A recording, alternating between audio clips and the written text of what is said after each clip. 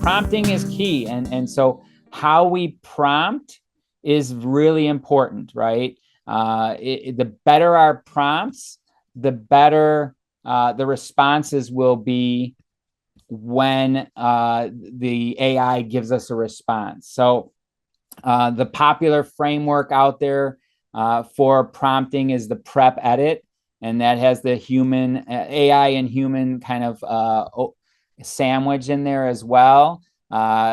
You're supposed to ask it a question, make sure you can give it a role, you can be explicit, you can set parameters, how long you want it to be, how you want it to answer, in what format, about what. And then once it gives you the output, the human can use their critical analysis skills and just kind of look at it and say, evaluate it. Is it what you wanted? How could it change it? Could you transform it? See if there's any biases. And so then you would edit the response and make it how you want. So there are tons of there's tons of libraries out there now. All of these graphics are links to libraries that you can learn how to better prompt. And sometimes it's just copying and pasting it. And so this one right here, this here is a prompt library. This third picture on the right in the slide was a prompt library. And you could just look at some exemplary ways that really get good responses from AI. So people are starting to put them online for educators to use. And then you would just put in your information. They leave all that blank, and they kind of give you a template. It's like having a template email. So the prompting is key. It's a little bit different than Google. Back in the day when Google came out, what was the most important thing to get a good Google response? Someone can either unmute or put in the Google chat. What was the most important thing you could do to get quality results from a Google search engine? And I'm a former middle school teacher, so I have great wait time. If you wanted some websites that were on like key for your search, what would you have to do in Google? What would be the most important thing to put into the search?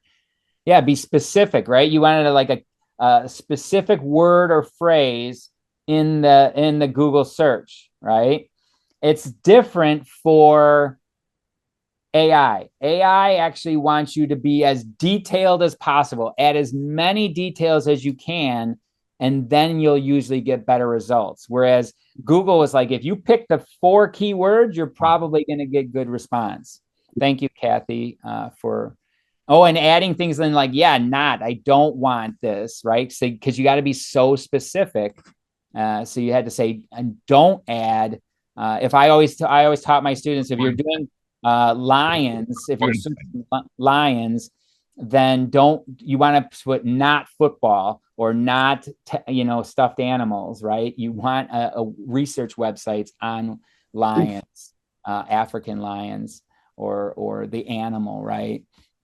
So you had to be specific. Thank you.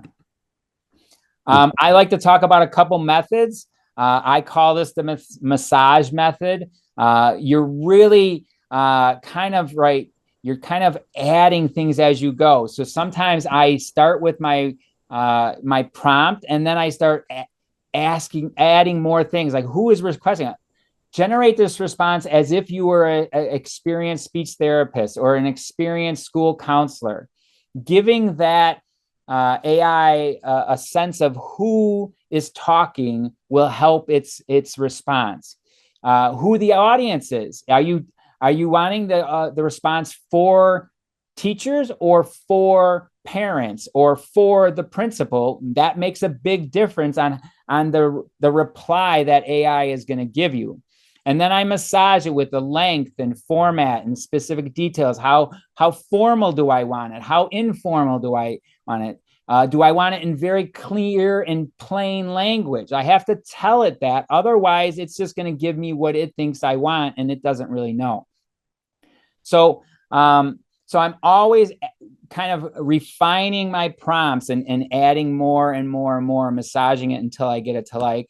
And because my name is Frank, I kind of made up this one too. I sometimes Frankenstein my AI kind of prompts. And sometimes I will take one reply from, let's say, ChatGPT, and then I'll paste it into Magic School, or I'll take Magic Schools and paste it into Gemini. And so what I will do is I'll take all different bits and pieces, because they're all different. They don't give you, you can do the same exact prompt 5 times in ChatGPT. You're going to get 5 different responses, probably very different. And I could take the exact same prompt and put it in ChatGPT and put it in Google's Gemini, and it will be completely different. So I like to take bits and pieces sometimes and pull it in one AI resource and paste it into another to see if I can get a little bit different, a different response. And thanks, Mike, for putting that in the chat. Yes, if you're going to Google something, you want it to really write about one key thing, and that's, you want to focus on that. Whereas in AI, you can type in as much as possible to get the results you want. Any questions on that? Okay. So we're going to practice your prompt engineering skills. You're going to do the same thing you did before when you asked it to write an autobiography about you. This time you're going to go to Sandbox Card 2 here. If you go to that bit.ly again, and Kathy can put it back in the chat for you, it should take you, we're going to go to to deck 2, card 2 in here, and you're going to click on the little 3 diamonds here that say I can't draw. And this is a perfect name for an AI tool, because I can't, it skips a generation. My mom is a great artist. My daughter's a great artist. They're very creative in their drawing and painting. I cannot draw. So this, if you click on these 3 stars over here on the right, these 3 stars that say I can't draw, you can type in, you can maybe put in this, but you might need to put a little bit more about your looks. I would have to put I'm a middle-aged white male with green eyes and brown hair and a really bad goatee. And then I would say I'm a teacher. I love maker spaces. I love tools, and I love my dog, and I could tell it my dog, or you can describe yourself in here. And then what you will do is you'll click this little arrow here, and it will generate 4 avatars or so. And you might want to put in even more details. You might want to say, I want a watercolor, or I want a crayon picture, or I want a colored pencil. I want it to be in an oil painting. I want it to be a stained glass. So you have to kind of tell it what kind of painting or drawing you want it to draw, the style of it. So we'll practice. We'll see how detailed you get with your prompts and how your pictures look. And we'll spend a few minutes on that. They're coming in. Well, thank you for sharing these. I'll be interested to see as they as this populates. I'm going to continue on and go into some of the tools on this slide here. This is a slide that I have been sharing ever since I went to the TESOL conference. We've decided to give them some different resources that are starting to rise to the top for different reasons. So I have a brief description about each resource.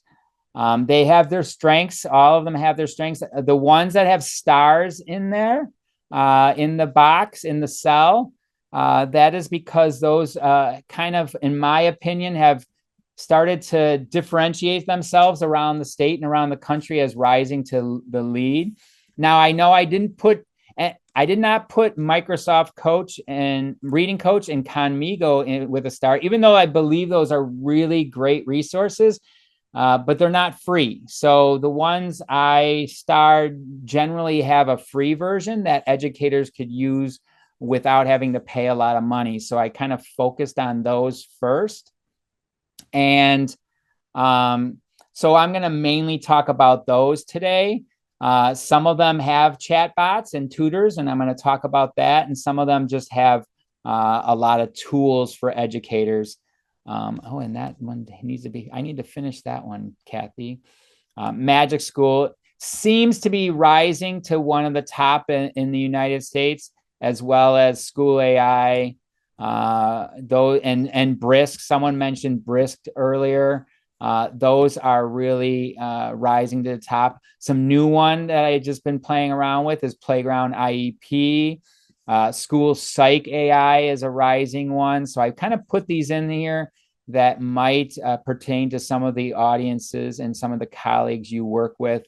But these seem to be some of the ones that are really gaining popularity because they're so powerful and so resourceful around the United States.